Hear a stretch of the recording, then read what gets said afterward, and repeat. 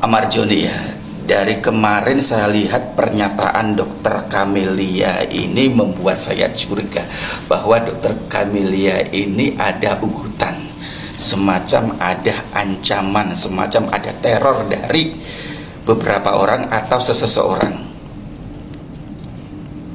Setiap saya ucapannya dokter Camelia, saya lihat itu seperti dia itu mendapat ancaman, dapat ugutan dari seseorang untuk pembebasan Amarjoni.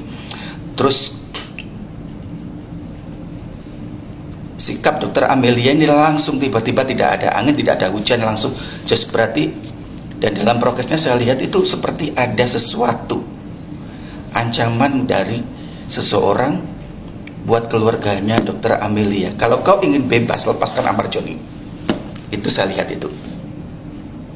Kalau ingin kau Amarjoni bebas, tidak dibawa ke Nusa Kambangan, kau jangan berhubungan lagi dengan Amarjoni. Seperti ada seseorang di sini saya lihat. Dari tanggapan mentalnya dokter Amelia, dokter Camelia, emosinya itu. Ya, saya akan sedikit terus ini. Ayo, mungkin dengan cara ini, ya rahasia. Saya rahasiakan dulu.